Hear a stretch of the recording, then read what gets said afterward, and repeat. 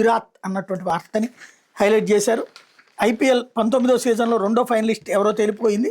ఆదివారం royal Challengers Bengaluru ఢీకొనబోయేది Gujarat టైటాన్సే.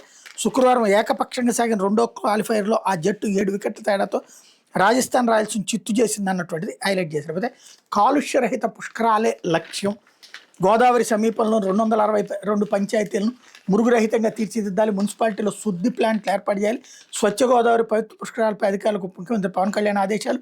Godavari పుష్కరాల్లో భాగంగా 6 జిల్లాల పరిధిలో 262 పంచాయతీలను మురుగురహితంగా తీర్చిదిద్దాలని ముఖ్యమంత్రి పవన్ కళ్యాణ్ అధికారులను ఆదేశించారు. నదిలో కాలుష్య కారకాలను అడ్డుకునేందుకు నిరంతర పర్యవేక్షణ వ్యవస్థ ఆర్టీజీఎస్ తరహా కంట్రోల్ రూమ్ ఏర్పాటు చేయాలన్నారు. పర్యవేక్షణ కాలుష్య నివారణ బాధ్యతను అత్యున్నత స్థాయి టాస్క్ ఫోర్స్కి అప్పగించనున్నట్టు చెప్పారు. గోదావరి పుష్కరాలకు నదీ సమీపంలోని గ్రామాల పట్టణాల్లో చేపట్టాల్సిన మురుగు నివారణ చర్యల ఇతర ఏర్పాట్ల మీద పంచాయతీరాజ్ గ్రామీణాభివృద్ధి అటవీ పర్యావరణ శాఖల అధికారులతో పవన్ కళ్యాణ్ శుక్రవారం సమావేశం నిర్వహించారన్నటువంటిది హైలైట్ చేశారు.